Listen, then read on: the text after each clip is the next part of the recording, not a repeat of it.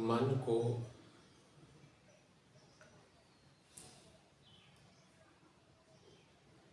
साधते साधते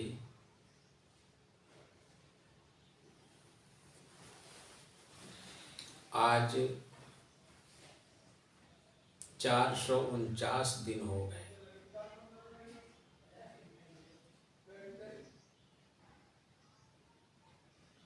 तारीख 27 जनवरी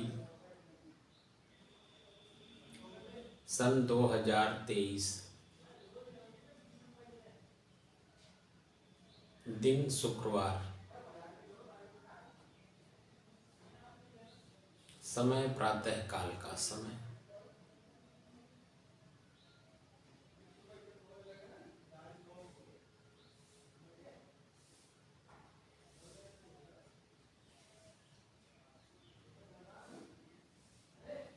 आज एक महत्वपूर्ण प्रश्न है।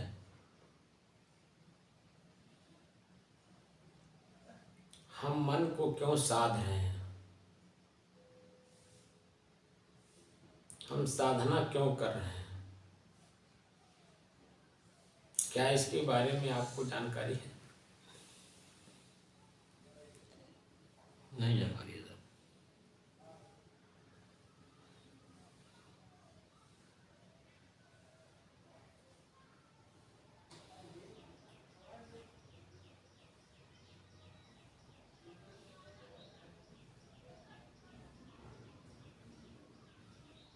मैं कौन हूं,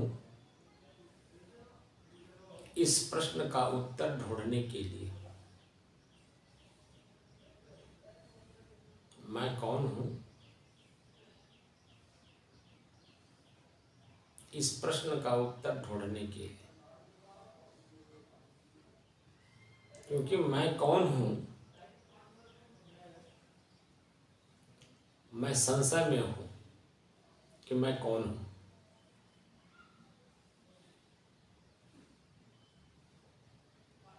जिस शरीर में मैं हूँ,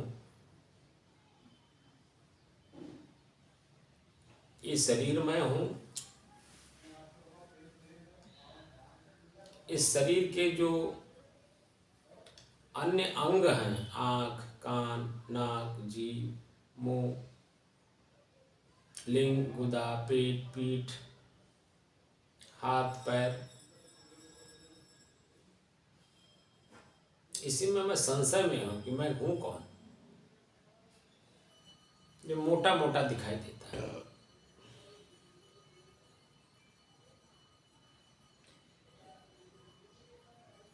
जब इन लोगों को बंद करिए तो अंतर्द्वंद भी होता है।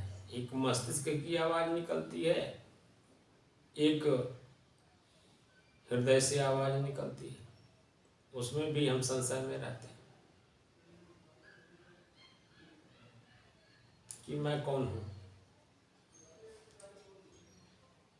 जो आँख, नाक, कान, हाथ, पैर सब बंद करने से अंतर्द्वंद जो दिखता है, अनेकों प्रकार के शब्द, अनेकों प्रकार की कल्पनाएं जो मन में उत्पन्न होती है, कौन कौन सी कल्पना कब कब उत्पन्न हो रही है, कैसे कैसे उत्पन्न हो रही है, इसी में हम संशय में रहते हैं कि इसमें से मैं कौन हूँ।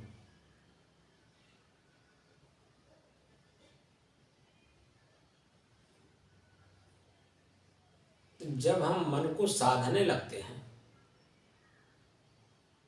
तो मन को साधते समय देखिए कितनी चीज़ों को हम पहले बंद करते हैं। साधते हैं पहले, सबसे पहले आँख को बंद करते हैं। जब आँख दृश्य देखेगा नहीं तो मन बनेगा नहीं,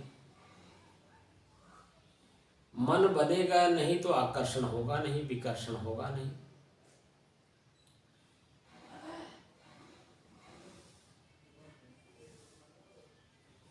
आकर्षण होगा नहीं तो उसको पाने के लिए उसकी तरह हम मेहनत करेंगे नहीं, परिश्रम करेंगे नहीं। और उस परिश्रम में अच्छा भी हो सकता है, बुरा भी हो सकता है। उसका परिणाम हमें सुख भी दे सकता है, दुख भी दे सकता है। और आज तक हम ऐसे ही किए हैं। कान को बंद किए, शब्द सुनाई नहीं दे रहा है, एकांत में बैठे हैं।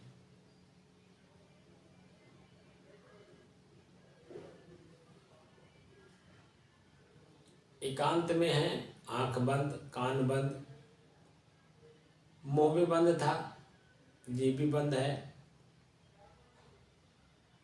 हाथ पैर की क्रियाएं भी नहीं हो रही हैं। सिर्फ श्वास अपने स्वभावतः चल रहा है।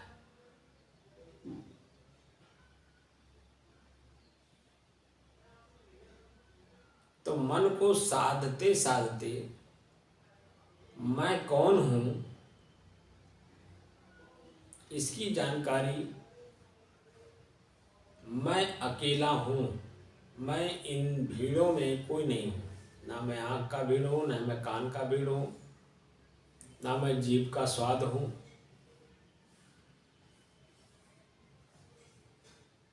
ना मैं आँख का दृश्य हूं, ना मैं कान का शब्द हूं, ना मैं जीभ का स्वाद हूं, ना मैं हाथ पैर का कर्म हूं, ना मैं पेट हूं, ना मैं गुदा हूं, ना मैं लिंग हूं। तो मैं हूं कौन? इन सब को जानने वाला, सबका उपभोग करने वाला, कैवल्य स्थिति मैं हूं, केवल अकेला। ये भीड़ हमने ही इकट्ठा किए थे, मेला जुटाए थे, और यही मेला, यही मेल मिलाप हमें सुख और दुख दे रहे हैं। अब इन्हीं दुख सुख से जो मेला हमने भीड़ इकट्ठा किया था, उसको कब तक हम रोक के रखेंगे? एक न एक दिन तो सब अलग अलग होंगे ही, अपने अपने इच्छानुसार अपने अपने स्थान पर जाएंगे ही।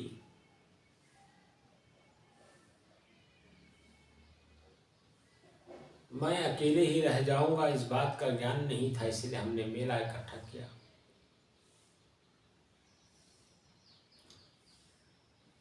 अंत में हमें अकेला ही रहना है,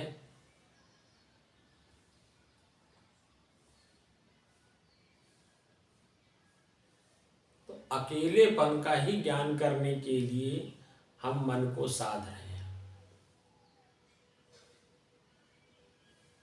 अब जो स्थिति हम लोगों की बनी, आंख देख नहीं रहा, दृश्य बन नहीं रहा है, कान सुन नहीं रहा है, तो शब्द अंदर अंतर्द्वंद पैदा नहीं कर रहे हैं। मुंह बंद है, जीभ का स्वाद नहीं जीभ पर पड़ रहा है, हाथ पैर हिल नहीं रहे हैं, तो कोई मन में कल्पना, सुख दुख, हानि लाभ, स्वर्ग नरक, यहाँ तक कि मैं साधना करने बैठा हूँ, मन को साध रहा हूँ, मैं दया का पालन कर रहा हूँ, मैं क्षमा का पालन कर रहा हूँ, मैं संतोष का पालन कर रहा हूँ, ना मैं दैवी गुण का प्रयोग कर रहा हूँ, ना मैं आसुरी गुण का प्रयोग कर रहा हूँ। मैं तो जो हूँ, मैं जो हूँ, मैं अपने आप में लीन हूँ। बस सिर्फ मैं अकेला हूँ।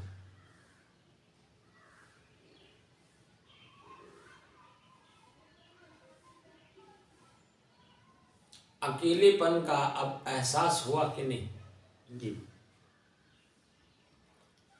इसीलिए हम साधना कर रहे थे, मन को साध रहे थे कि मैं कौन हूँ। जो प्रश्न है,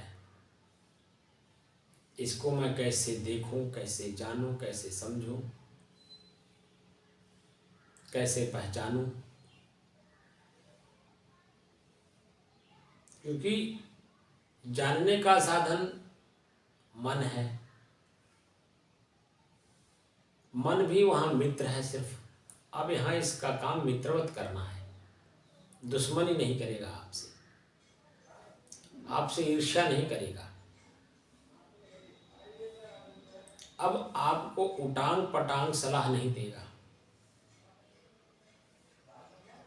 क्योंकि अब मैं मन को समझ गया, ये मन मेरे साथ रहेगा, लेकिन इसका उपयोग मुझे करना है। आज तक मैं इसके उपयोग में था, मन जो कहता था वो मैं करता था। अब मैं समझ गया मैं कौन हूं, मन क्या है। मन मेरा है,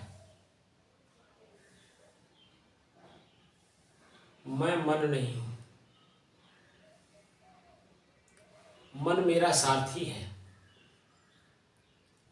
सारथी को उतने ही समय तक अपने साथ रखिए जितने समय तक हम अपना महल छोड़कर किसी लक्ष्य तक जा रहे हैं। महल मतलब शरीर।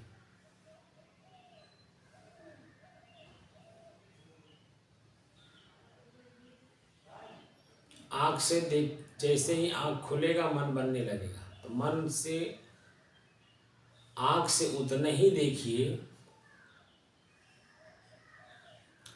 जितने से आपका मन दुखी न हो। जो दृश्य सामने पड़ेगा आँख खुलते ही तुरंत मन बन जाएगा, न चाहते हुए भी। तो आँख खुलेगा, मन बनेगा। तो जो ये स्थिति है, ये आपको मन बनने देना, न बनने देना, उपभोग करने की, तीनों की स्थिति का वर्णन करता है। क्योंकि दृश्य मैं नहीं हूं।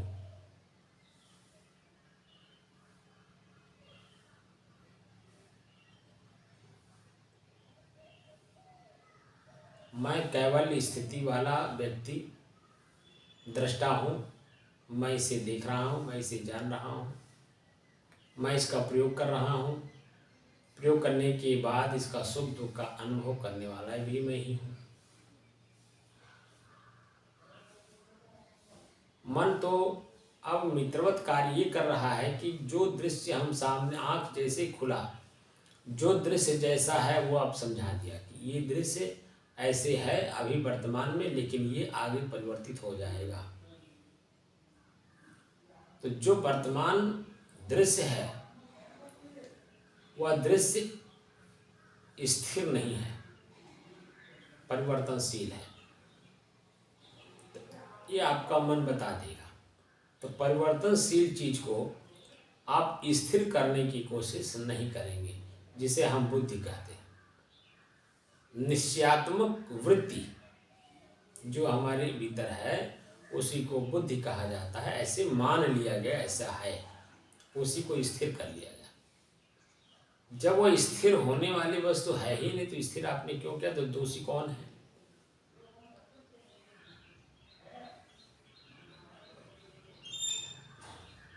क्योंकि केवल स्थिति का पता नहीं था, मैं कौन हूँ इस बात की स्थिति की जानकारी नहीं थी, इसलिए हम मन को दोषी देते थे,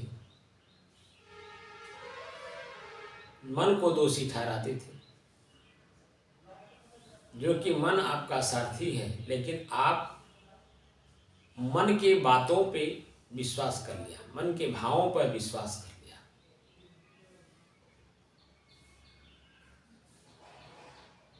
ये जो आपने विश्वास कर लिया, ये विश्वास ही आपके स्वयं के लिए दुख का कारण बन गया।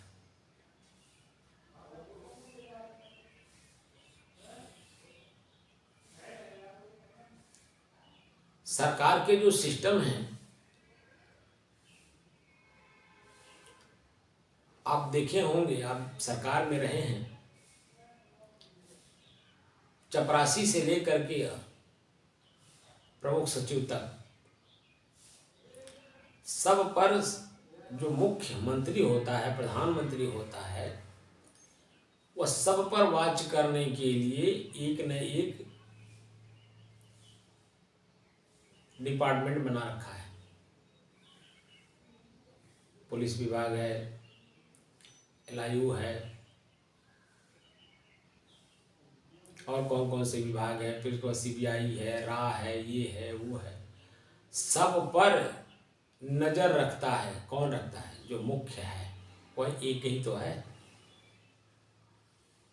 ऐसे ही मैं जो हूं वह अकेला हूं, मुख्य हूं, प्रधान हूं, लेकिन हमें व्यवहार भी करना है। तो आँख के पीछे मन, मन के पीछे चित्त, चित्त के पीछे बुद्धि, बुद्धि के पीछे कर्म, अहंकार।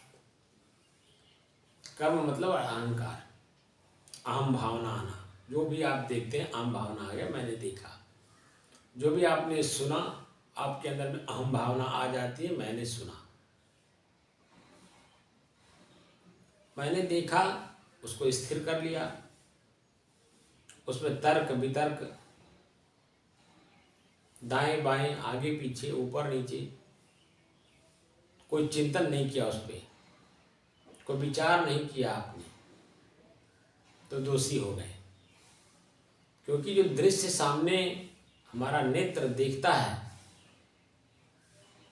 तो कभी कभी नेत्र दोष भी हो जाता है।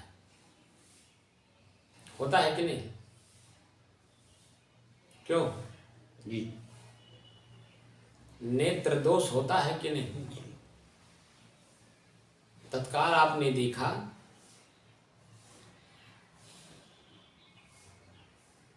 तो नेत्र दोष हो जाता है कि नहीं? नेत्र दोष होता है। तो नेत्र दोष कैसे खत्म होगा? आँख बंद करने। नेत्र दोष तब खत्म होता है तो आपने देखा, तो मन बनने मत दीजिए कैसा है, उस पर तर्क करिए, क्या है, कौन है, किसका है, कब के लिए है, किस लिए है। ये जो मैंने शास्त्र शब्द का प्रयोग किया था, छह अस्त्र। हम्म, तो छह अस्त्र क्या है, क्या, क्यों, कैसे, कहाँ, कब और कौन, जितने भी प्रश्नवाचक चिन्ह हैं, इन प्रश्नवाचक चिन्हों को लगाइए उसी दृश्य पर जो आंख ने देखा।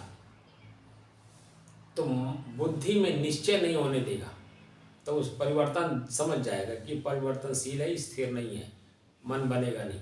तो मन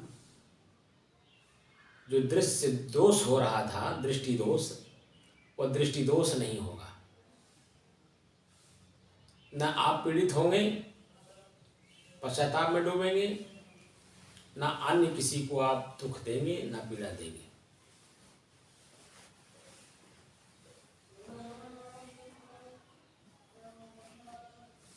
कान से हमने शब्द सुना, व्यक्ति को देखा नहीं किससे बात कर रहा है, सिर्फ हमने शब्द सुन लिया। शब्द दोष भी होता है,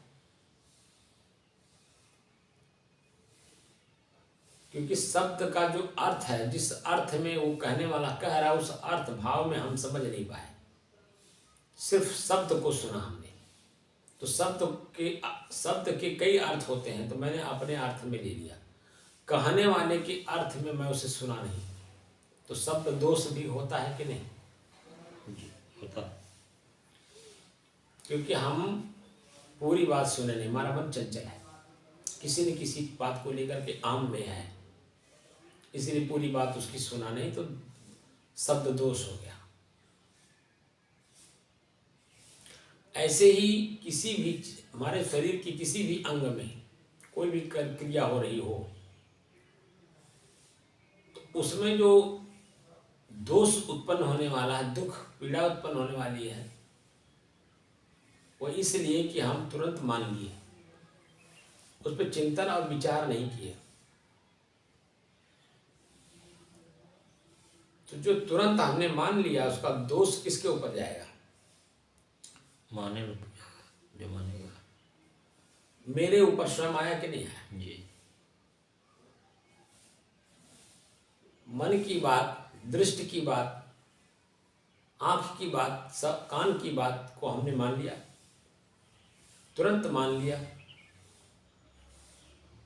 और जैसे ही माना, हम उसके जो दोष हैं वो मेरे ऊपर आ गए। मानना न मानना तर्क पे है, और तर्क एक ऐसी स्थिति आती है कि तर्क भी वहाँ नहीं रह जाता, क्योंकि जब हम कैवल्य स्थिति में होते हैं, जैसे अभी हम लोग कैवल्य स्थिति में थे, उस समय में कोई शब्द कोई बोल रहा था, ना आप बोल रहे थे, ना मैं बोल रहा था। ना मैं बोल रहा था तो ना मेरा मन चिंतन कर रहा था, ना आपका कान सुन करके विश्लेषण कर रहा था। न सुनने की शक्ति में हम लोग जागृत थे। हम जो थे, हम जो हैं त्यों ही बने हुए थे, हम वही थे।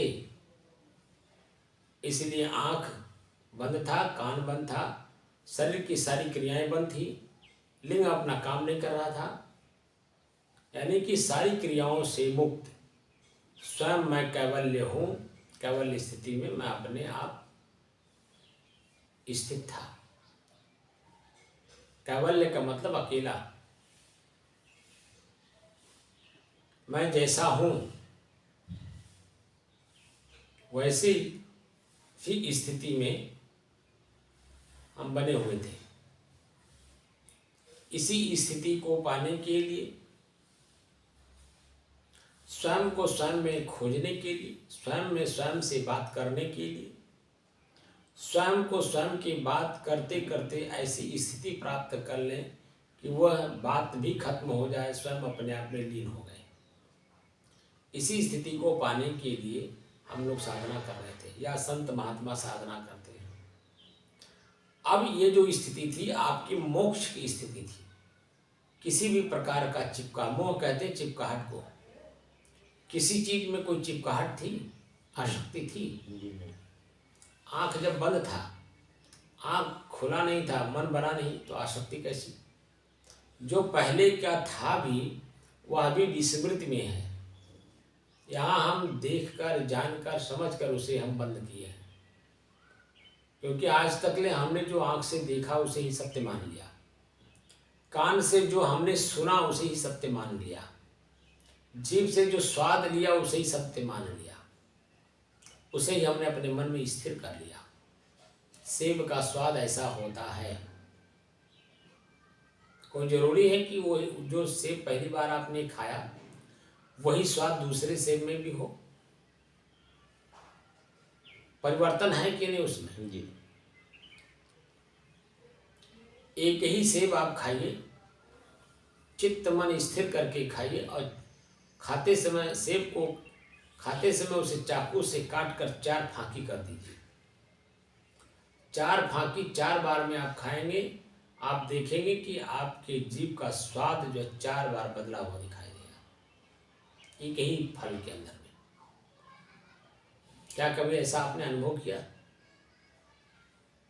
इसलिए अनुभव नहीं कर पाए क्योंकि मन चंचल था। हम कोई भी काम करते हैं, हमारा मन उस समय में वहाँ रहता नहीं है। हम चल रहे हैं तो चलते समय हमारा आँख जमीन पर नहीं रहता है, बल्कि हम कल्पना में रहते हैं। घर पहुँचेंगे तो हमको ऐसा ऐसा होगा, हमको ऐसे लोग बोलेंगे, हमको ऐसे सो लोग सुनाएंगे, या हम उनके साथ ऐसा वार्तालाप करेंगे। रास्ता चल रहे हैं, कल्पना कर रहे हैं, तो मन जागृत है वहाँ ना, मन अपना कार्य कर रहा है, मन स्थिर नहीं है कि हम रास्ता चल रहे हैं तो रास्ते के नियम से चलें, दाएं चलें बाएं चलें, कैसे चलें, सामने किसी से हम टकराए ना। तो जब आपका मन अपने आप में रहता है तो स्थिर रहता है, लेकिन मन आपका अपने आप में है नहीं, वो तो दृश्य में है, शब्द में है। आँख खुला, मन बन गया क्योंकि दृश्य हमने देख लिया, अब उसी की कल्पना में रहेगा। जो वर्तमान है उसी पे स्थिर नहीं रहेगा, उसी में कल्पना कर लेगा, आगे भविष्य की बहुत सारी बातों का कल्पना कर लेगा।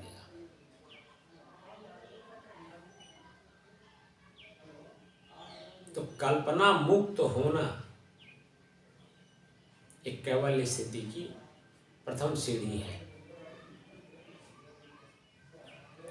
अब हम लोग जो जिस स्थिति में आके पहुंच गए हैं, एक कैवल्य की स्थिति है। अपने स्वयं के अकेलेपन का एहसास होना है कि मैं अकेला हूं, मैं किसी से भी सटूंगा, एक के पास सटूंगा, मित्रता करूंगा तो दूसरा मेरा कोई दुश्मन बन जाएगा। इसलिए हमें न किसी से दोस्ती करने की जरूरत, ना हमें किसी से दुश्मनी करने की जरूरत, ना किसी के घर जाने की जरूरत, ना हमें उनको निगलेक्ट करने की जरूरत।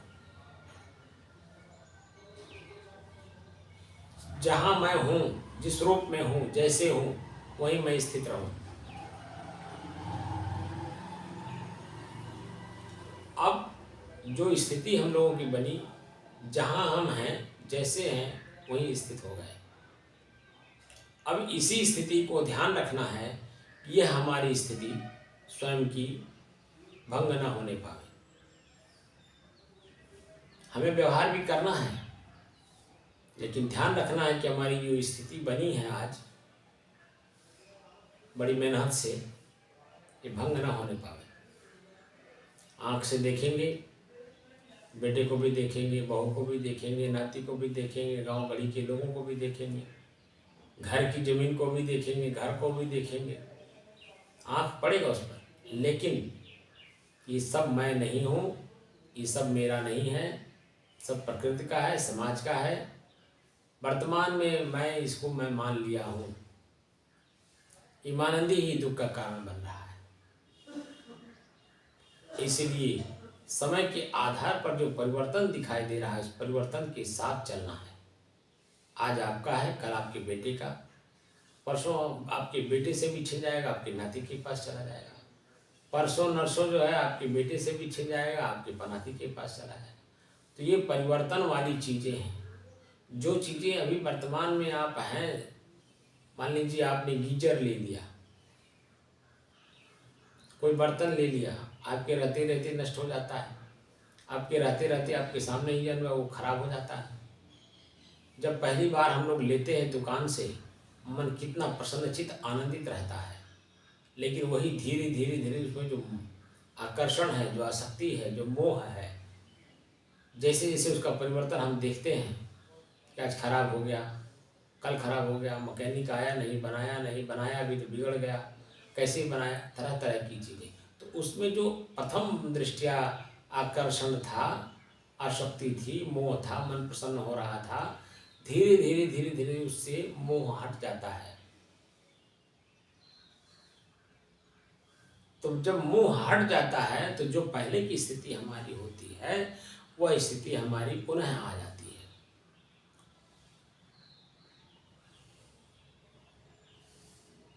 तो जो मेरा पहले था, बीच में हमने अपने आप को अपने से अलग कर लिया था, अब जब सबको देखते देखते देखते देखते देखते देखते मैं अपनी स्थिरता को जानते हुए अब पुनः उसी जगह पे आ गए। जब जन्म हुआ था तो सबसे पहले माँ मिली, दूध पिलाई, वो भी आज नहीं है। माँ के बाद पिता का नंबर आया, दाई का नंबर आया, अन्य लोगों का नंबर आया। जैसे जैसे हमारी उम्र बढ़ती गई, शरीर का उम्र बढ़ता गया, ग्रोथ शरीर का होता गया, वैसे वैसे अनेकों प्रकार की चीज़ें हमने देखा, सुना, कल्पना किया, भोगा भी। जो 20 साल की अवस्था तक आपने देखा, जाना, समझा, लिया, दिया, वह आज उसमें से कितनी चीज़ें रह गई हैं, उसमें से कितनी चीज़ें आपकी विकास कर गई हैं, कितनी चीज़ों में और ज़्यादा बढ़ोतरी आपने कर लिया है। तो जब सब कुछ आप देखेंगे, आपके हाथ से अभी इस उम्र में आपके हाथ से सरक रहा है, क्योंकि अब आपके शरीर का उम्र घट रहा है, तो आपके जितने भी सामान आपने पहले बटोरे थे उस पर अधिकार आपका पुत्र जमा लिया। तो वो परिवर्तन हुआ कि नहीं? जब ये सृष्टि ही परिवर्तनशील है, आज मेरे पास, कल आपके पास, परसों नरसों उनके पास, उनके पास, तो उसको हम स्थिर अगर करते हैं तो दोषी कौन है? जो कि मैं अकेला हूँ, मेरे पास कुछ नहीं, न माटी है, न पानी है, न आग है, न हवा है, कुछ नहीं है। ये तो हमने जोड़ा बटोरा, लेकिन अंत में एक एक करके मेला इकट्ठा किए थे, एक एक करके मेला हट जाएगा, हम अकेले ही रह जाएंगे कि नहीं? तो जो वही अकेलेपन का एहसास करना था मुझे, उसी लिए हम लोग साधना कर रहे थे। क्या कर रहे थे? एकांत की साधना कर रहे थे, मन को एकाग्र कर रहे थे, स्थिर कर रहे थे और शांत कर रहे थे। जब मन शांत हो जाता है तभी तो बड़ी बड़ी बातें समझता है मन। जब तक मन शांत होगा नहीं, समझ इसकी बढ़ती नहीं, क्योंकि मन जागृत है, वो कहता है यार जो मैं जानता हूँ यही सच है, जो मैं जानता हूँ यही सच है।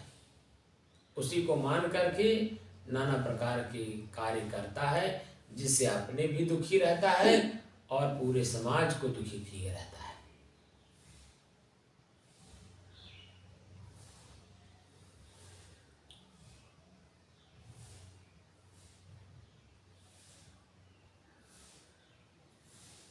तो जब मैं स्वयं कैवल्य की स्थिति में हूँ, मैं स्वयं अकेला हूँ, लेकिन इस भीड़ में भी मुझे रहना है। यानी शरीर के अंगों को की जो भीड़ है, आँख से देखना भी है, कान से सुनना भी है, जीभ से स्वाद भी लेना है, जीभ से शब्द बोलना भी है, श्वास भी लेना है, पैर से चलना भी है, हाथ से देना भी है, हाथ से लेना भी है, हाथ से करना भी है। ये भीड़ है। इस भीड़ में रह रह करके भी अपने अकेलेपन का एहसास करके अंतिम क्षण तक कैसे रहेंगे। इसीलिए समन्वयवादी बनना पड़ेगा, जिसको समाधि कहते हैं। सम माने बराबर, आदि माने सुख और दुख। हमारी जो मनोवृत्ति है इसे हमें बैलेंस करना है, तो कैसे करेंगे? हम आँख खोलेंगे उतने देर के लिए जितने काम हो, कान से सुनेंगे जितनी ज़रूरत हो, मुंह से उतने ही बोलेंगे जितनी सामने वाले की आवश्यकता है, जीभ से स्वाद लेंगे उतनी ही देर तक जितने हमारे पेट की भोजन की आवश्यकता है, पैर से चलेंगे उतना ही जितना हमें, जितनी दूरी पर हमारी मंजिल हो, उसे आगे पीछे दाएं बाएं कहीं नहीं जाएंगे, बस उतना चलेंगे जितनी हमारी आवश्यकता हो। हाथ से देंगे, हमारे पास जो कुछ है उसे लुटाएंगे, लेकिन हम लेंगे उसी उतना ही जितने से मेरा काम चल जाए। मुझे उसे लौटाने के लिए मेहनत ना करना पड़े, परिश्रम ना करना पड़े, मन में शंका ना हो कि इसे मुझे लौटाना भी है, तो हम लेने की कोशिश भी नहीं करेंगे। इसलिए कि जब हम लेंगे तो देना भी पड़ेगा, ये बात की क्या जानकारी होती है। तो हम क्या करेंगे, हमारे पास जो संसाधन है, हाथ पैर आँख नाक कान जीभ सब कुछ, इसका उपयोग करेंगे, इसी से चार पैसे कमाएंगे और इसी से कमा करके इसी शरीर को संतुष्ट करने की दृष्टि से इसे ही देंगे। आगे हम किसी से नहीं लेंगे, किसी चेतनावान व्यक्ति से कुछ भी नहीं लेंगे। क्यों? क्योंकि देने वाले का भी मन बनता है कि हमने उसे दिया, और जो व्यक्ति मुझे दे रहा है, जिसका चेहरा हमारे आंख पर पड़ेगा, तो हमारे मन में मन बनेगा कि हमें ये दे रहे हैं। तो सूक्ष्म रूप से आपके मन के अंदर में मन बन जाएगा और उसे देने और लेने के लिए पुनः जन्म आपको लेना पड़ेगा। इसलिए आज ही बीज को भूनना है। बीज यानी मन, यानी वासना, वासना को भूनना है। तो वासना को भूनने की कला भी सीखना है संत महात्माओं से। अब इस स्थिति में आ जाने वाला व्यक्ति संत होता है, चाहे वो बाहरी पैंट पहनता हो, धोती पहनता हो, आंचला कुर्ता पहनता हो। तो शरीर को ढकने के लिए है, समाज में चलने का एक तरीका है। बाकी जो आंतरिक स्थिति है, इस स्थिति में आने वाला व्यक्ति, आने वाला जीव, आने वाली आत्मा स्वयं अपने आप में संत बन जाता है। और शांत, हमेशा शांत स्थिति बनाए रखता है। अगर हम शांत स्थिति में नहीं रहेंगे तो ये मन हमारा चंचल है, चंचल स्थिति में कुछ का कुछ निर्णय कर लेता है, कुछ का कुछ निर्णय करके कर्म कर लेता है, और उसके परिणाम में, जब उसका परिणाम उसके सामने आता है तो पश्चाताप में डूबता है, अंदर अंदर पश्चाताप में डूबता है। हम ऐसा ना किए होते, फलाने की बात मान लिए होते, तो आज ये दिन ना देखने को मिलता। इस तरह की भाषा आती है। तो ऐसी स्थिति तो हमारे भी बहुत हुई है, और जितने भी सामने लोग दिखाई दे रहे हैं वो सब इसी स्थिति में जा रहे हैं। इसलिए भीड़ नहीं हमें होना है। हम अकेले हैं तो अपने अकेलेपन का एहसास करते हुए अपने अकेलेपन रहने की जो नीति नियम है उसी में हमें चलना होगा। उसका एक अलग ही नीति नियम है अपने स्वयं के अकेले रहने की। जब स्वयं के अकेले रहने की नीति का पता चल जाएगा, जानकारी हो जाएगी। नीति नियम क्या है साहब? आपके स्वयं की स्थिति अपने आप में और मजबूत होती जाएगी, और ये जो मजबूती है शरीर छोड़ते समय आपको भी पता नहीं चलेगा, यहाँ तक कि शरीर को भी पता नहीं चलेगा कि मैं किसी का साथ पकड़ा था, वो मुझे छोड़ करके जा रहा है। कुछ नहीं होगा, जो जैसा है वही वैसा रह जाएगा। वो जो अवस्था है, जो जैसा है, जहाँ है, जिस रूप में है, वो ऐसे रह जाएगा। आप अकेले हैं, अपने अकेलेपन में रह जाएंगे। माटी पानी आग हवा आकाश जो तत्व है वो भी अपने अपने आप में अकेले हैं, अपने अपने उसमें मिल जाएंगे। पानी पानी में चला जाएगा, आग आग में चला जाएगा, पानी मिट्टी मिट्टी में चला जाएगा, हवा हवा में उड़ जाएगा। आकाश तत्व में चला जाएगा और आप जैसे हैं अपन बस वैसे रह जाएंगे।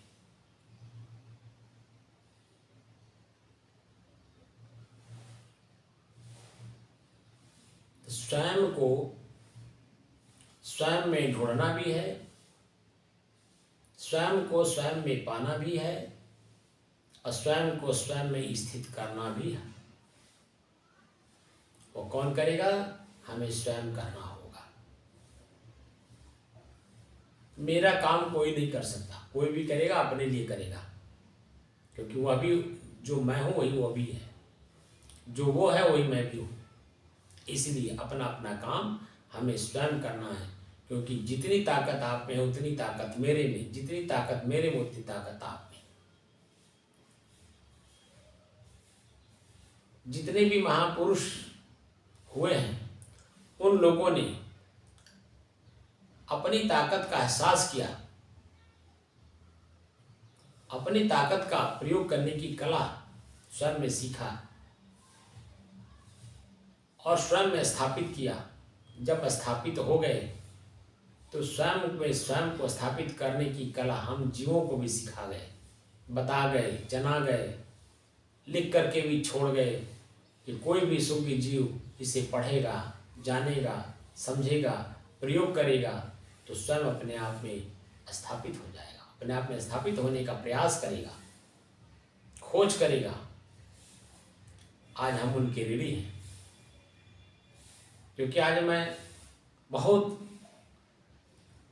हमारे जो ऋषि महर्षि संत महात्मा हुए, जैसे हम कबीर पंथ में हैं, हमारे कबीर साहब 600 साल पहले हुए।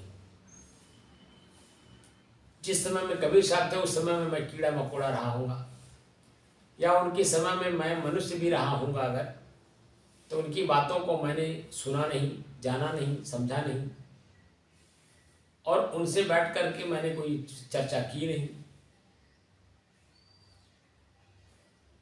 तो उनके समय में मैं मुक्त हुआ नहीं, उनकी बात को सुना नहीं। लेकिन आज वो है नहीं, उनका एक लेख है बीजक। उस बीजक के आधार पर एक संत के चलते आज लाखों संत हैं। उन्हीं लाखों संतों में से किसी एक संत का सानिध्य मुझे मिला, उस ग्रंथ को पढ़ने का मौका मिला, उसे जानने का, समझने का प्रयास मैंने किया। जो वो कहना चाह रहे थे उनके माध्यम से मुझे जानकारी हुई, क्योंकि वह भी किसी संत की परंपरा से सीखे थे, जाने थे, समझे थे। जो उसमें त्रुटियां थी उसका उन्होंने आलोचना किया, निकालने का और निकालने देने का लोगों को प्रेरणा दिया कि तुम जिस रास्ते पे जा रहे हो रास्ता तुम्हारा नहीं है, ये मन का रास्ता है, भटकाव का रास्ता है, दुख का रास्ता है, पीड़ा का रास्ता है। तुम अपने रास्ते पर चलो, स्वयं के रास्ते पे चलो। स्वयं के रास्ते पे जब चलोगे तो भटकाव खत्म होगा, पीड़ा खत्म होगी। जो आप आज अनुभव कर रहे हैं वो सब शांत हो जाएगा, क्योंकि जब हम कैवल्य की स्थिति में होते हैं, अकेले की स्थिति में होते हैं, वहाँ अनुभव भी नहीं होता है। जैसे अभी जिस स्थिति में हम आप थे वह स्थिति में कुछ था, कहीं कोई शब्द बता दीजिए, कुछ चाहे अच्छे के रूप में चाहे बुरे के रूप में, कोई शब्द था? अगर शब्द होता तो जो शरीर की स्थिति एकदम ढीली हो गई थी वो स्थिति नहीं होती। तब शरीर की जो स्थिति होती वो चेतनावान होती, टाइट होता, सर ऊपर होता, क्योंकि अंदर से परेशान है, मन जागृत है। लेकिन यहाँ कुछ भी नहीं है, मन है ही नहीं है, तो आपके शरीर का जो स्थिति था वो एकदम बिल्कुल ढीला हो गया था, क्योंकि मन नहीं है। बस सिर्फ आप अपने आप में अकेले रह गए। तो अपने अकेलेपन का जो एहसास हुआ, इसे ही हमें आज के बाद ध्यान रखना है कि इसमें कोई गिरावट ना आने पाए, हम बहुकांत में ना जाने लगे, क्योंकि हम तो एकांत वाले लोग हैं। एकांत शब्द का अर्थ होता है एक धन अंत, अंत में एक रह जाना, एकांत। तो बाहर का एकांत भीड़ से अलग होना, परिवार से अलग होना, समाज से अलग होना, किसी एक निर्जन स्थान पर जा कर के बैठ कर के साधना करना, उसे एकांत कहते हैं। लेकिन अब जो ये स्थिति बनी है, ये स्थिति आपकी, हम समाज में भी रहेंगे, परिवार में भी रहेंगे, शरीर में भी रहेंगे, काम भी करेंगे, क्योंकि इस शरीर में हम हैं। शरीर का भोजन कौन देगा?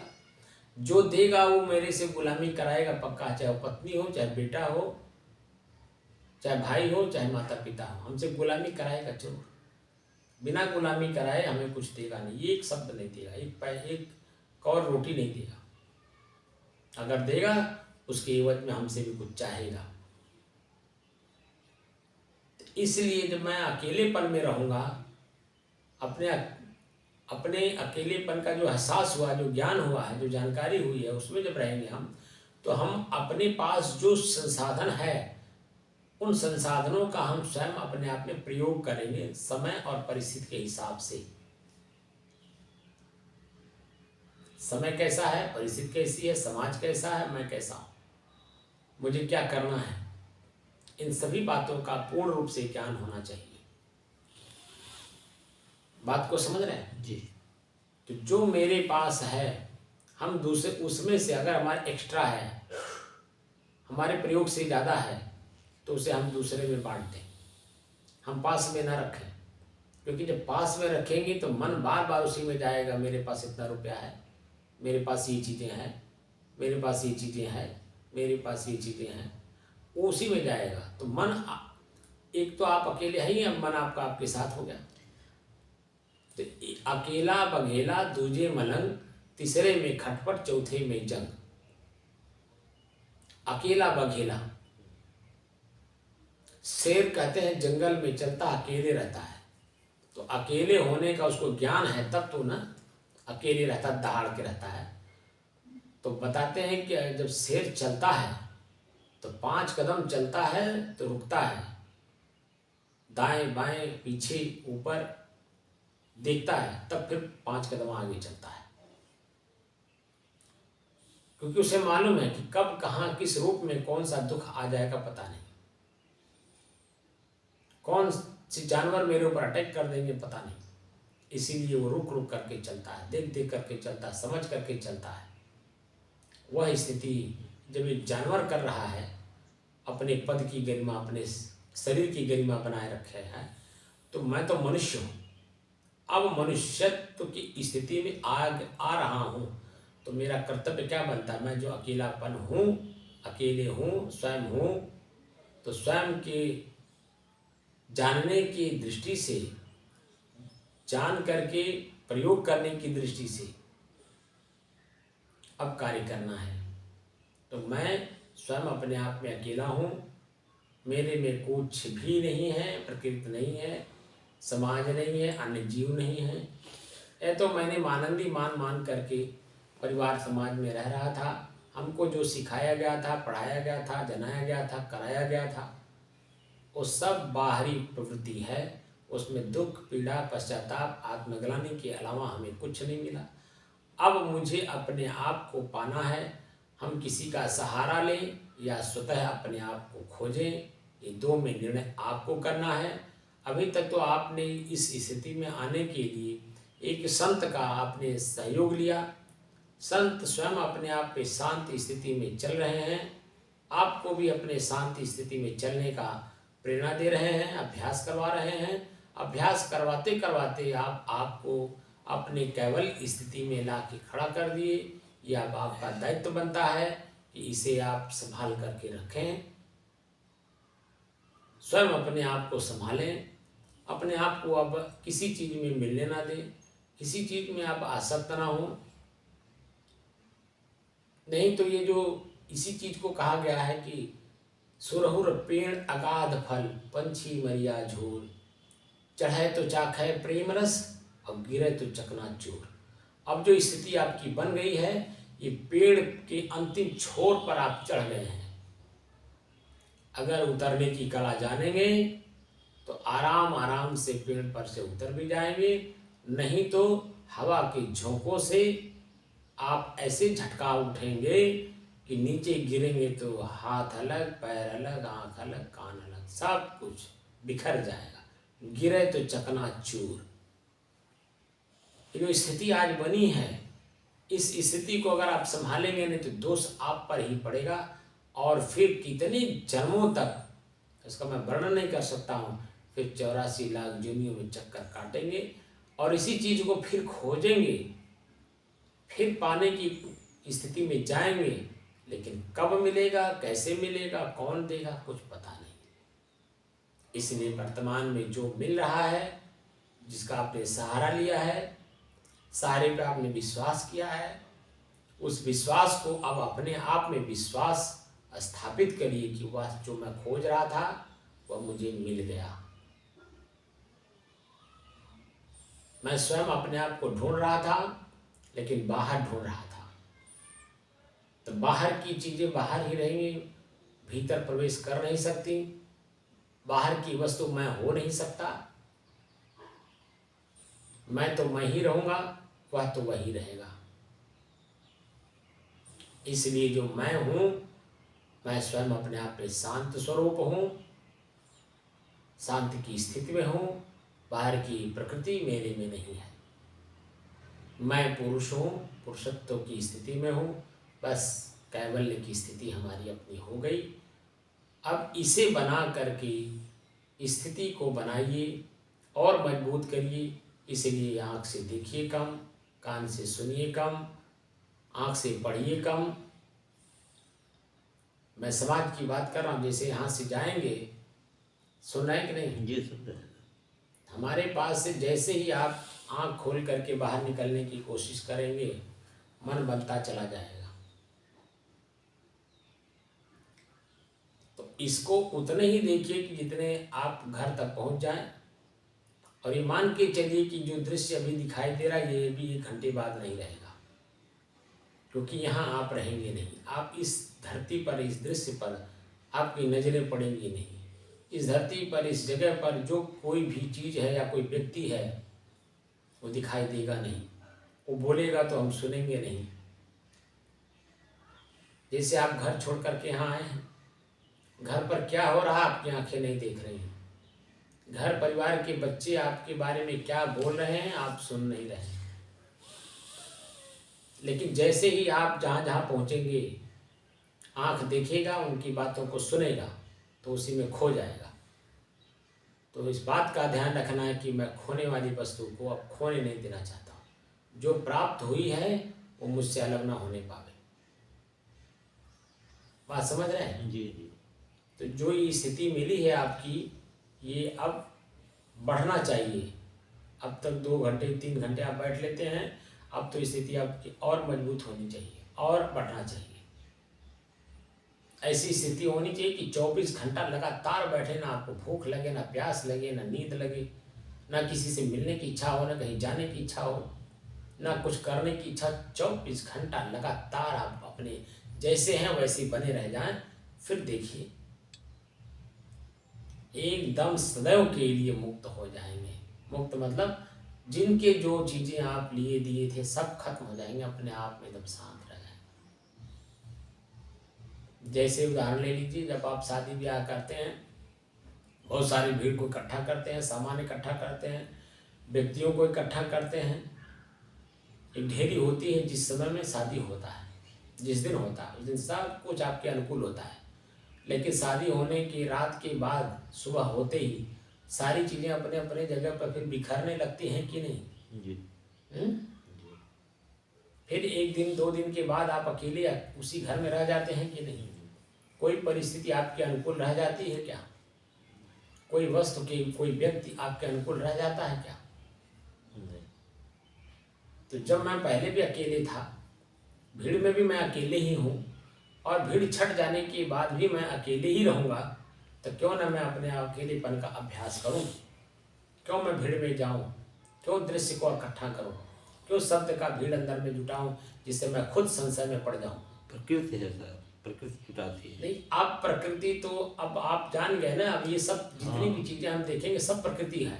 वो तो अब जो हमें जुटाना अपने जरूरी है, प्रकृति के लिए जुटाना, प्रकृति से जुटाया जा रहा है। नहीं, वह जो घटना हो चुकी है, अब से जो करेंगे वो जानबूझ करके करेंगे कि मैं अकेले हूँ, अकेले ही रहूंगा। ये तो संजोग हो रहा है, बस अपने आप में संजोग हो रहा है। जी वह आप नहीं कर रहे हैं, वो प्रकृति अपने आप में संजोग बना रही है। जी वो प्रकृति कर रही है, आप नहीं कर रहे हैं। आप तो उसके सिर्फ साक्षी हैं और दृष्टा हैं, बस अब कुछ नहीं है। जी प्रकृति अपने आप में वो बटोर रही जो है। कुछ कर रही है वो आप सिर्फ देख रहे हैं। वही बटोर रही, वही तो उसमें दिखा आपको रही है। पीड़ा नहीं होगी, दुख नहीं होगा, दर्द नहीं होगा। कोई आपका सामान आपके पास से ही लेके जा रहा है, आपकी आंखें देख रही हैं, वो शब्द बोल भी रहा, आपका कान सुन भी रहा, लेकिन उसमें पीड़ा नहीं होगा। तो वहाँ आप आनंदित रहेंगे। ये तो प्रकृति में हो रहा, मेरे में थोड़ी हो रहा। तो मैं जो हूँ पीड़ित नहीं होऊंगा कि मेरा सामान देखो लेके जा रहा है। तब जब मैं पीड़ित नहीं होऊंगा तो क्रिया तो वो कर ही रहा है, तो प्रकृति संभल करके करेगी। जब प्रकृति के बारे में जान जाएंगे प्रकृति में हो रहा है, तो उसकी जो प्रतिक्रिया हमें देनी है। मान लीजिए आपको कोई सामान उठा के आपके सामने लेके जा रहा है, तो कौन सा सामान लेके जा रहा है, किसका है, ये तो पता चल जाएगा ना। जी जैसे शादी जब हो जाता है तो सामान अपने अपने सब लोगों के स्थान पे आपको पहुंचाना पड़ता है कि नहीं। जी मान लीजिए किसी का सामान आपके यहाँ है, उसको ज़रूरत है तत्काल में, वो आया कि आपका काम हो गया, मुझे ले जाना है, वो खुद ही लेके जा रहा है, तो वहाँ कष्ट होता है। जी कुछ नहीं, वहाँ मन में किसी प्रकार का और कोई द्वंद्व होता है। बहुत अच्छा होता है कि भाई वो अपना सामान लेगा, अच्छा हुआ। भाई हमें पहुँचाना पड़ता, बहुत अच्छा हुआ। लेकिन कोई कोई दुष्ट प्रवृत्ति के जो लोग होते हैं, अरे तो है तेरे जल्दबाजी का धैर्य बाबू, अरे हम पहुँचौती नहीं, हम रख लेती का। इस तरह की भाषा भी लोग बोलने लगते, क्योंकि वो प्रकृति को अपने में मान लिए, मैं ही हूँ, मैं ही कर रहा हूँ। तो अब आम आदमी आप नहीं हैं, ना आप उत्तम पुरुष हैं, ना मध्यम पुरुष हैं, ना निम्न पुरुष हैं। आप तीनों पुरुषों से परे। बात समझ गए कि नहीं। तीनों पुरुषों से परे, स्वयं अपने आप में स्वयं उत्तमों में उत्तम है ना आप।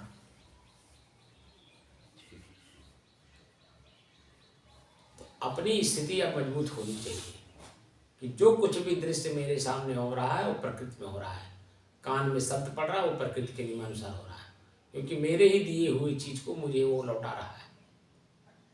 उस व्यक्ति के साथ मैंने कभी कैसा कोई दिखाई तो देगा नहीं। तो ये मान के चलना होगा कि कभी हमने इसको दिया था, वो अपना सामान ले जा रहा, चाहे चोरी करके ले जा रहा हो, चाहे डकैती करके ले जा रहा हो। तो जो मन में उद्वेग हो रहा था वर्तमान में, वो उद्वेग नहीं होगा। मन बल्कि गदगद रहेगा, प्रसन्नचित रहेगा, आनंदित रहेगा। यह स्थिति तो सिर्फ संत ही कर पाते हैं, क्योंकि वो एकांत में रहते हैं। तो उनके यहाँ चोरी भी होती है, आपने देखा होगा आश्रमों में भी चोरी होती थी। क्यों जी चोर आश्रमों में चोरी किए हैं कि नहीं, ये बात की जानकारी है ना आपको। सबसे ज़्यादा करते हैं, सबसे ज्यादा क्यों, जानते हैं उनके पास है सब कुछ। जब इनको जरूरत तो है नहीं, तो साधु इनको क्या काम है। मन में उनके तो ये है कि तो साधु इनको कोनो काम तो है नहीं इसका, चलो उठा लाते हैं, तो पीड़ा देते हैं, स्वयं पीड़ित होते हैं। स्वयं पीड़ित व्यक्ति ही दूसरे को पीड़ा देता है। स्वयं सुखी आदमी दूसरे को सुख देता है, पीड़ा नहीं देता।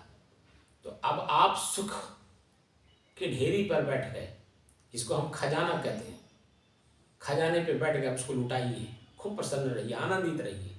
जो वर्तमान में आपके पास आ रहा है समझिए उसका सामान आपके पास रखा हुआ है, और जैसे रखा हुआ था वैसे वो लेके जा रहा है। इसलिए आप में कोई द्वंद्व नहीं होगा, अंतर द्वंद्व नहीं होगा, निश्चित रहेंगे, अपने आप में मस्त रहेंगे।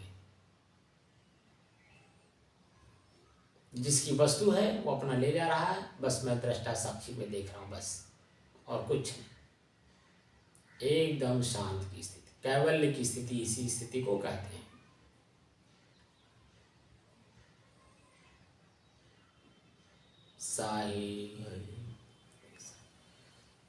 बंद करते हैं। नीति नियम जो आपने पूछा, नीति माने होता है कि जो व्यक्ति जिस रास्ते से, जिस मंजिल को उन्होंने टारगेट किया, लक्ष्य बनाया, तो शुरू से लेके और मंजिल को प्राप्त करने तक वो रास्ता चलता है ना।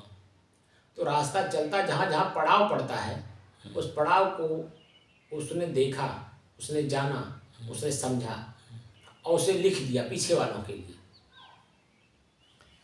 पीछे वालों के लिए लिख दिया कि मैं ऐसे ऐसे आया, यहाँ तक पहुँचा। अब इसकी आगे हमारी मंजिल भी मिली नहीं है, अभी आगे भी है। पड़ाव तो समर्थ के अनुसार पड़ता है। पड़ाव कोई निश्चित नहीं होता, समर्थ के अनुसार पड़ाव पड़ता है। जितना जैसे हमें लखनऊ जाना एक लक्ष्य है, लक्ष्य है, ठीक, मान एक लीजिए। मंजिल, रुक जाइए सुन लीजिए पहले। तो हम यहाँ से चलेंगे, पैदल मान ली जा रहे हैं, हाँ, जा रहे हैं। शाम जहाँ होगा पड़ाव वहाँ करेंगे कि चलते ही रहेंगे? जितना हमारा पैर को उतना हम चलेंगे, रात को भी चलेंगे, दिन को भी चलेंगे। मान लीजिए पैरों जहाँ तक है आपको रात में चलने का, चल रहा है। वही मेरा पड़ाव हो गया, जहाँ थक गए वहीं पड़ाव। हाँ वही। जी। तो पड़ाव मन की थकान से होती है। जी, शरीर के थकान से भी होती है। हम मान रहे हैं, लेकिन चलता मन पैर है, पैर मन ही तो जैसे जो अनुभव कर रहा हो, मन ही तो कर रहा है ना। हाँ, मन तो कर रहा है, चल रहा है, नहीं चल रहा है, शरीर चल रहा है। जी। तो चलते चलते मन में जब तक भाव रहेगा तब तक आपके शरीर में भी भाव रहेगा, और जब तक आपके शरीर में भाव रहेगा तब तक आपके मन में भी भाव रहेगा। दोनों एक दूसरे के पूरक हैं। तो जब दोनों थकते हैं तभी तो पड़ाव पड़ता है। तो पड़ाव जहाँ आया वहाँ रुकेंगे कि नहीं? जी। तो वहाँ से अब विचार करेंगे ये नहीं कि बाबू यहाँ से चला मैं, यहाँ मैं पहुँचा, यहाँ से इतने में दूरी कितनी है, कितना किलोमीटर में आया, अभी कितना किलोमीटर और आगे जाना है, अभी कितने पड़ाव पड़ेंगे, कौन पता है। जब तक आपकी मंजिल ना मिल जाए तब कोई पता नहीं है, तब तक तो कितने पड़ाव पड़ेंगे आपको मालूम है? कोई पता नहीं, खुद ही नहीं मालूम है कि कहाँ आप थक जाएंगे, चाहे मन से थके चाहे शरीर से थके। जहाँ थकेंगे वहीं ना पड़ाव डालेंगे। तो कितनी बार थकेंगे, कितनी बार आप पड़ाव डालेंगे, लेकिन लक्ष्य तो है ना। मन लक्ष्य है, हमको लखनऊ जाना है।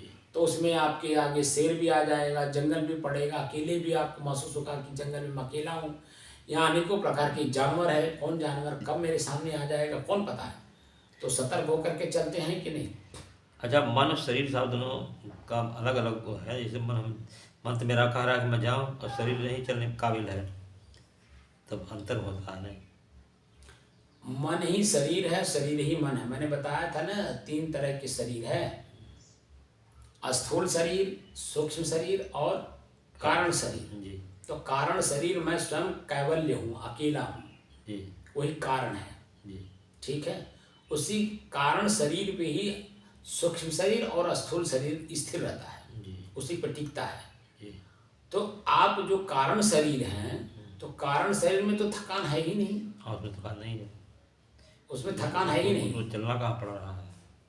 ठीक है, जी। जो थकान हो रही है वो स्थूल शरीर और सूक्ष्म शरीर में हो रही है। स्थूल में हो रही, ज़्यादा स्थूल में हो रही है। तो स्थूल शरीर के माध्यम से, जिसे स्थूल शरीर में ही तो आँख है। जी।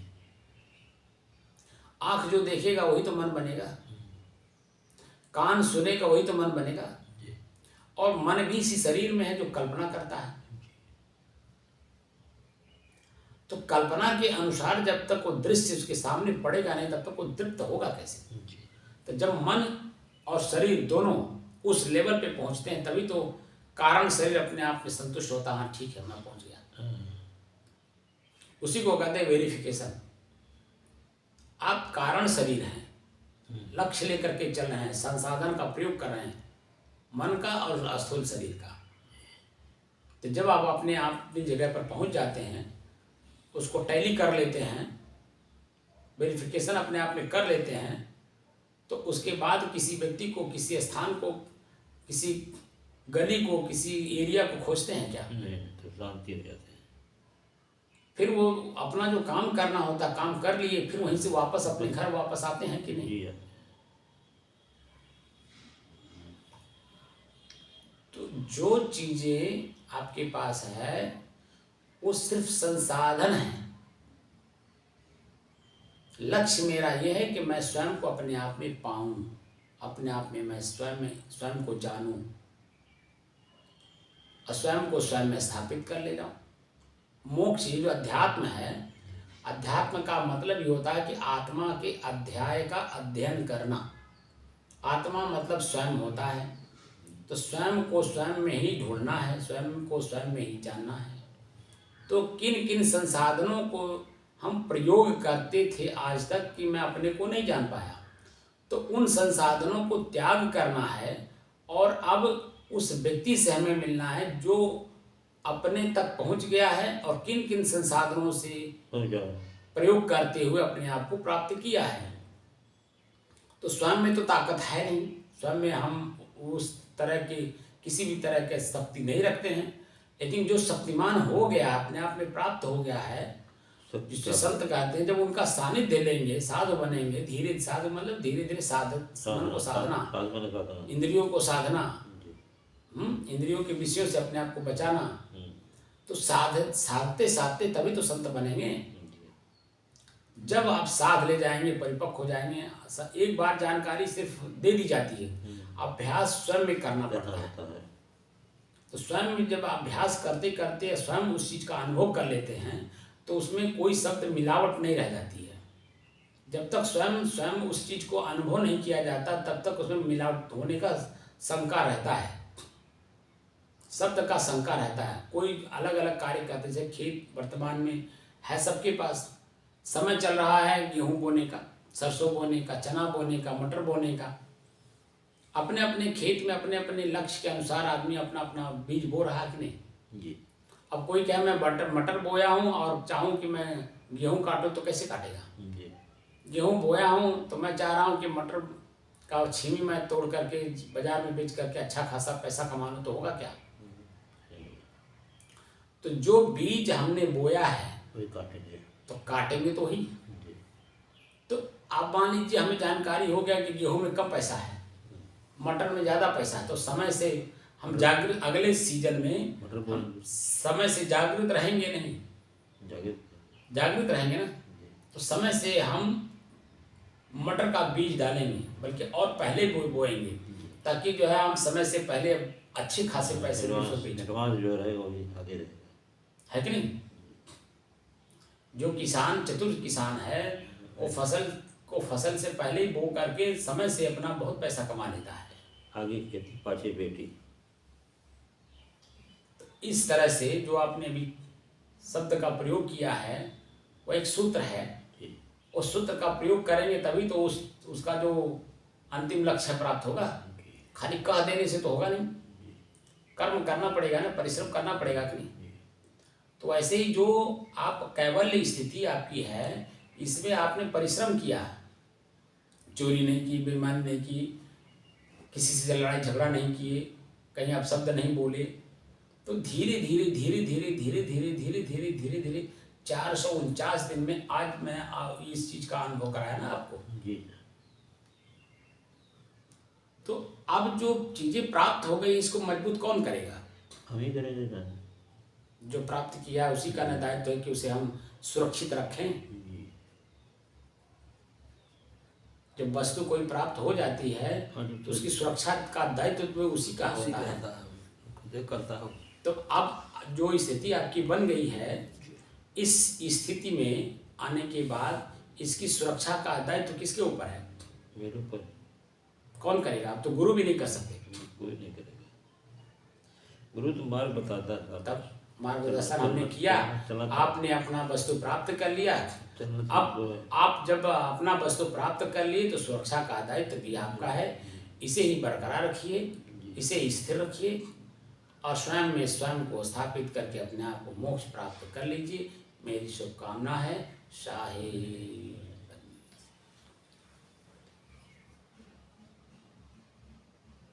बंद।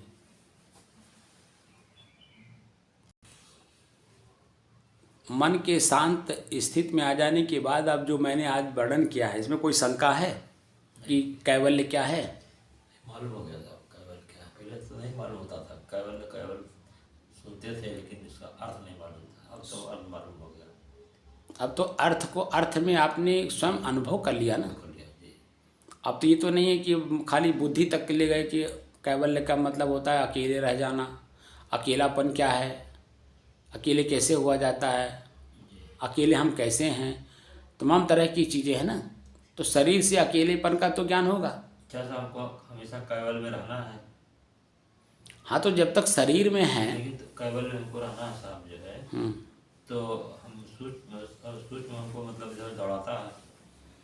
कौल में तो ये का शांत है, इसीलिए तो कल्पना में नहीं जाना है। हाँ इसीलिए नहीं जाना है, तो मन ही दौड़ाता है इधर उधर। और अगर मान लीजिए कोई मन में शंका हुआ, आप दौड़ाने की कोशिश करा, तो उसके लिए तो समय से हम ही हैं। आपके मन में शंका पैदा करेगा, शंका ही प्रश्न है। नहीं शंका नहीं साहब, तो मतलब सीधी सी रास्ता हो गया है, जानकारी हो गई साहब, प्रज्ञा हो गई। हाँ, लेकिन अब जो जानकारी हो गई, अभी कम से कम 1 महीना 1.5 महीना इसको परिपक्व करने में तो लगेगा। कर्म करेंगे साहब, कहीं जाना कुछ करना थोड़ा होता वही बात, इसीलिए इस अवस्था को है। खाली यही है साहब, हमारे ऋषि, हमारे पूर्वज इतने होशियार थे कि उतना होशियार हम लोग नहीं हैं आज। नहीं भले हम अपने आप को बड़ा चतुर चालाक और बहुत वैज्ञानिक मान रहे हैं, बात अलग है। होशियार शब्द साहब हमने थोड़ा पैदा किया, पहले लोग पैदा किए तो वही बात है। तो वो नहीं, मेरे कहने का मतलब है कि वो लोगों ने जो रास्ता बताया, जो रास्ता दिया, वो रास्ता स्वयं अनुभव के आधार पर दिया। जैसे हमारा वेद, वेद में, वेद किसी एक का लिखा हुआ नहीं है, वह तो संग्रह है। उसमें जितने मंत्र हैं उतने मंत्र दृष्टा ऋषि हैं। उन लोगों ने एक एक शब्द दिया, पूरे जीवन में निचोड़ दिया, पूरे जीवन का निचोड़ एक शब्द में दिया।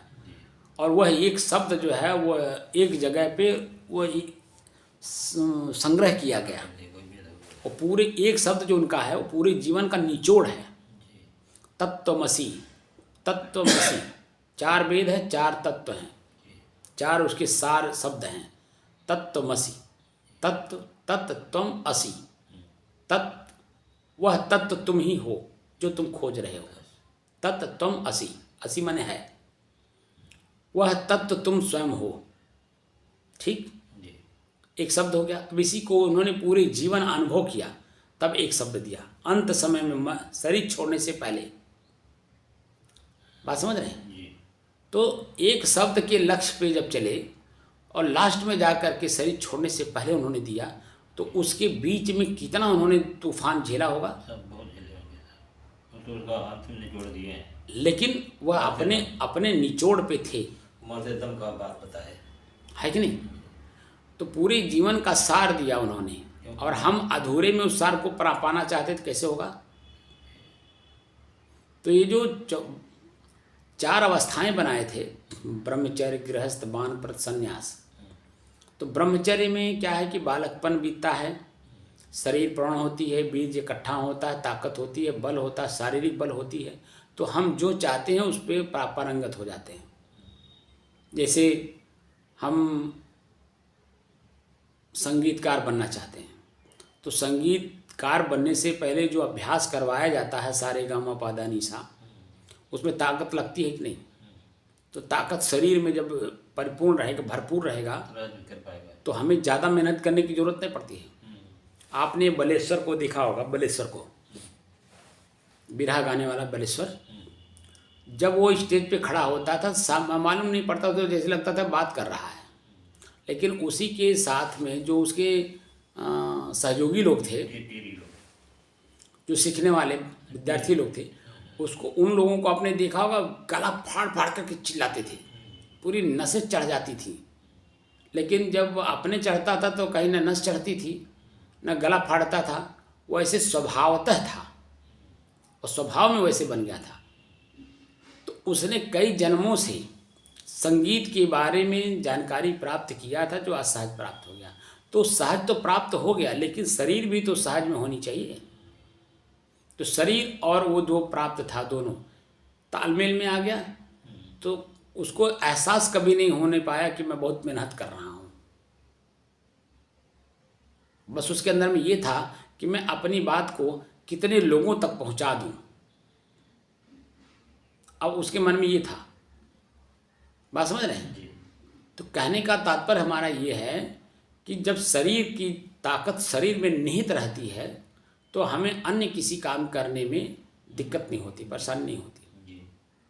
आपने पुराने ज़माने में देखा होगा, घर घर यादव जी लोग अपने पुत्र को कुश्ती लड़वाते थे, तो दूध पिलाते थे कि नहीं? भरपूर दूध पिलाते थे, काजू, किशमिश, बादाम, पिस्ता भी खिलाते थे। ताकत की चीज़ें देते थे, लेकिन इस बात का ध्यान रखते थे कि उनका वीर्य स्खलित न होने पावे, इसलिए उस पर ध्यान देते थे कि नहीं। भले शादी भी हो गया हो बच्चे का, तो इस बात का जब जानते थे कि हमें फला जगह अपने बच्चे को लड़ाना है, तो अपने उसकी स्त्री से उसे दूर रखते थे कि नहीं। बोलिए क्यों? इसीलिए कि उसकी जो शरीर की ताकत है, उस शरीर की ताकत उसके अपने शरीर में बनी रहनी चाहिए। तब जैसा चाहेगा, जिस रूप में चाहेगा, सामने वाले पहलवान को पटक देगा। लेकिन पहलवान पटकाता कब है? जब उसके शरीर की ताकत स्वयं अपने आप में नहीं रह जाती है। बात समझ रहे हैं? जोश होश कुछ भी नहीं रह जाता, वहाँ तो सिर्फ खोइया पड़ी रहती है। तो खोइया को कोई भी कहीं भी जला देगा, कहीं उठा के पटक देगा। तो इसलिए शरीर की जो ब्रह्मचर्य का मतलब होता है कि दो चीज़ें प्राप्त होती, शरीर मजबूत होता है और शरीर के साथ साथ विद्या अध्ययन हो जाता है। विद्या का मतलब होता है जानकारी। विद धातु से विद्या धन बना है, तो विद धातु का मतलब होता है जानकारी प्राप्त करना। तो जो उसके अंदर में आंतरिक इच्छा होती थी, हमें ये बनना है, हमें ये चीज़ें प्राप्त करना, हमें यहाँ जाना है, तो उसकी जानकारी, उसी को कहते हैं नीति नियम। जो लक्ष्य है उसका एक नीति नियम बना हुआ है, नीति बना हुआ है। तो नीति को पाने के लिए उसका नियम भी है, उसके नियम में चलना होगा। जैसे मैं साधु बना, तो साधु क्यों बना? अपने आप को, स्वयं को जानने के लिए, स्वरूप स्थित होने के लिए, स्वयं स्थित होने के लिए। तो हमने संतों के जो इस लेवल पे जाने के जो नियम थे, वो मुझे पूरा पालन करना पड़ा कि नहीं? घर छोड़ना पड़ा, बीवी छोड़ना पड़ा, माता पिता छोड़ना पड़ा, यानी पूरे संसार की सारी गतिविधियों को त्याग करना पड़ा। और अगर मैं त्याग ना किया होता और कपड़ा पहन करके, चंदन लगा करके मैं इस स्थिति में आ जाता, तो कैसे आ पाता? क्योंकि वो मन से छोड़ना होता है। जो मन ने पकड़ रखा है, ये मेरा घर है, ये मेरी बहू है, मेरी पत्नी है, मेरा बेटा है, ये जो मन पकड़ रखा है, मेरा मेरा कह रहा है, आसक्ति, रहेंगे हम इन्हीं के बीच में, लेकिन निरासक्त रहेंगे, आसक्ति नहीं रहेगी। हैं मेरे हैं, ठीक है, ये मेरे अधीन हैं, मैं इनके भी अधीन हूँ, समय से इनकी जो रिक्वायरमेंट है वो पूरा होगा, ये अपना खुश रहेंगे, अपने काम में रहेंगे, हमारे काम में हस्तक्षेप नहीं करेंगे। बस में आसक्ति नहीं होगी। तो आसक्त किसी भी चीज़ में हो जाने से फिर दूसरे चीज़ों पे उसका बुरा असर पड़ता है। तो जब हम आसक्त ही नहीं हैं, तो हम अपने तक पहुंच जाएंगे कि नहीं? तो उस जानकारी को हमने नहीं प्राप्त किया था, लेकिन संत लोगों ने जो बताया वो मुझे करना पड़ा और मैंने किया, अभ्यास किया। अभ्यास करते करते सहज हो गया।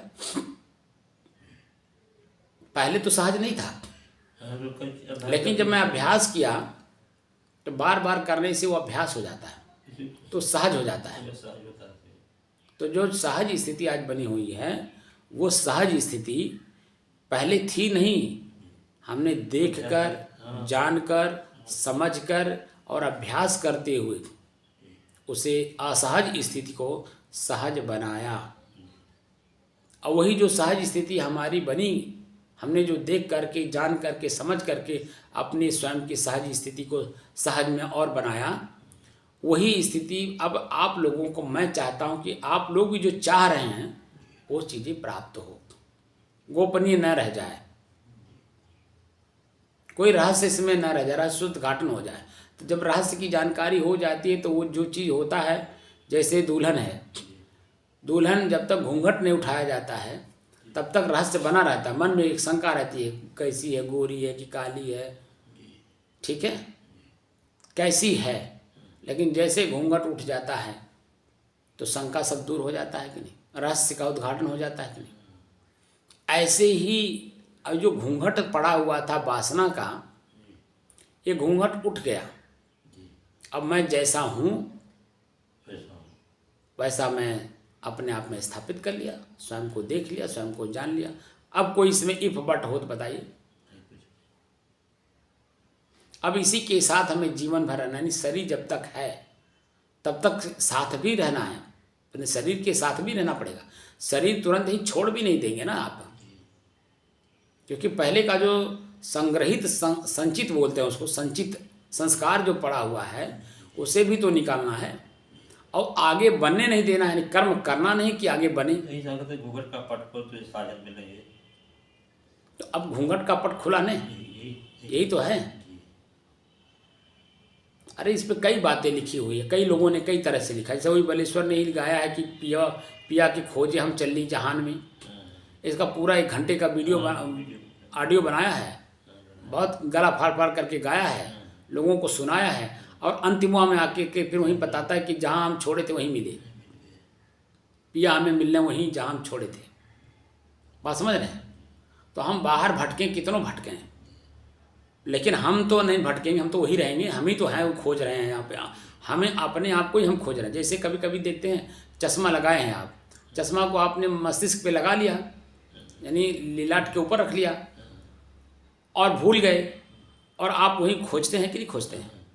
हाँ, ऐसा हो जाता है। आपकी आँख का चश्मा, कभी कभी आप ये भी देखेंगे कि आँख पे ही लगा हुआ है, फिर भी हम खोज रहे हैं। फिर खोज रहे हैं, ऐसा हो जाता है। तो जब तक मिल नहीं जाता, जब तक कोई अनुभव अपने से नहीं पता चलता है, तो दूसरा व्यक्ति जब देखता है कि आप परेशान हो रहे हैं तो पूछता है भाई क्या खोज रहे हैं आप, तो बताते हैं ना कि चश्मा खोज रहा हूँ, तो सामने देखने वाला बता देता है तो आपके आँख पे ही तो है। तब मन में होता है छहो दिखाओ, है तो हमारे आँखिए पे, हम उसी को खोज रहे हैं। तो ऐसा होता है कि नहीं? तो सामने दृश्य से जो देखने वाला वो संत है, आप जो खोज रहे हैं वही तो बता रहे हैं कि तुम्हारे अपने पास ही, तुम बाहर कहाँ खोज रहे हो, क्यों परेशान हो रहे हो? लेकिन विश्वास नहीं हो रहा है, क्योंकि वो देख नहीं पा रहे, जान नहीं पा रहे, समझ नहीं पा रहे, इसीलिए वो जो है वो उसमें शंका है। लेकिन जब जैसा हम बोल रहे हैं वैसे करा भी रहे हैं, और वैसे अनुभव आप स्वयं कर भी रहे हैं, तो अब यहाँ पर बताइए कोई अंतर्द्वंद हमारे और आप के बीच में है? कुछ नहीं। कोई शंका है? कोई चतुराई चालाकी की कोई परिभाषा है कि हमें लूट लेंगे, हमें लूट रहे हैं? कोई ऐसी बात मन में बताइए, कोई शब्द नहीं है। क्यों? यही सी स्थिति को कहते हैं निश्चिंतता, तृप्ति स्थिति, तृप्त हो जाना, अपने आप को पा करके स्वयं में तृप्त हो जाना। जब हम स्वयं अपने आप को पा गए, स्वयं उसी में स्थित हो गए, अब बताइए इसमें क्या रह गया? अब कुछ रह गया? कुछ नहीं रहा। तो इसी स्थिति को मैं चाहता हूं कि अन्य लोग भी जो खोज रहे हैं बाहर, और अधूरे छोड़ करके शरीर चले जा रहे हैं, तो अधूरा न छोड़ें, उसे प्राप्त कर लें। इसीलिए मैं चाहता हूं कि साधना, हमारी साधना में आकर के धीरे धीरे अभ्यास करते करते मेरे साथ स्वयं को लोग स्वयं में पा जाएं, मिल जाएं, स्वयं को स्वयं में स्थापित भी कर लें, और जो दुख था, पीड़ा था, सुख था, आनंद था, उसको अपने से अलग था वो तो अलग की वस्तु अलग ही करने की कला सीख जाएं, और अपने आप को अलग करने की कला सीख जाएं। बात समझ गए? साहिब बंदगी साहिब, शाही